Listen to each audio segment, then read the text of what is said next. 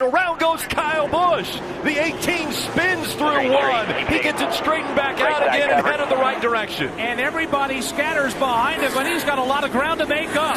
Kyle Busch will find his place in line in turns 2 and 3, right behind Eric Almirola. He came off the end of the front straightaway to the inside of William Byron Racing for second. Kyle losing the handle on that multicolored Toyota, spinning down to the inside. But what a tip of the cap to the rest of the field to not get checked up and go piling in when Kyle Busch loses control in turn 1. Dale Jr. Interesting turn of events that have taken place to start this race. Listen, when you come to a road course, you have issues with the same people, it seems, every time. Right here at the 18 of Kyle Busch, this seems harmless to me. He gets underneath the 24 of William Byron. I thought this was no harm, no foul. I don't think Kyle Busch likes it. A few laps later, he sends the 24. We saw him go through the grass. We weren't sure how he got there. He got sent by the 18. Okay. I'd finish it off. Okay, coast it around. And if I see that 18 come back around here without you knocking the of him, we're going to have a problem. That was Chad Canals to his driver, so then you see the damage. How did he get the damage?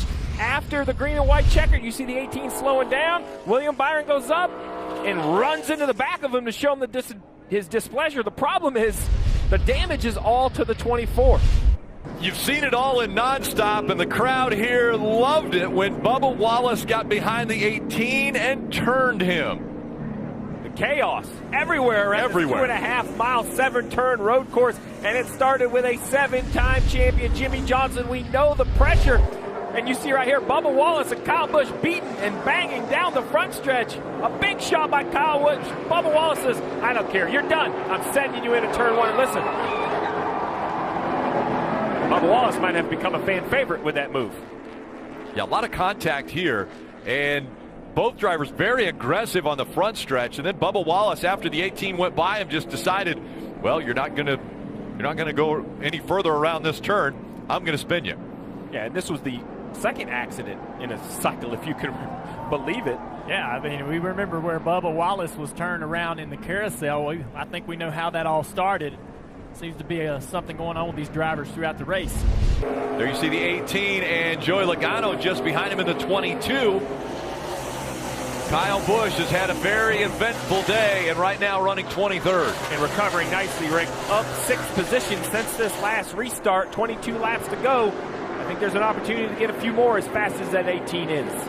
Jeff just told the story a few moments ago about the regular season championship between these two drivers right here. Logano has the advantage in the standings, but right now Kyle has the advantage on the racetrack. Once he's completed the pass around Logano, he's been able to pull away by about 5 car lengths as they exit the S's. Yeah, that 18 car is going to try to climb through the field. The 22, Logano's been struggling all day long on speed. I think the damage that he got early in the race to that right front fender is actually causing that car a lot of problems and causing him to lack a lot of speed. But the 18 car, even as banged up as it is, looks like he's been racing around Martinsville.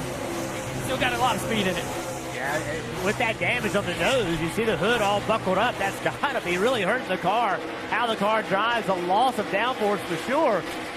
Kyle Busch won't quit. He's been in the middle of the battle all day long, but one thing we know about Kyle, he'll put it behind him and go to battle, go get as many spots as he can.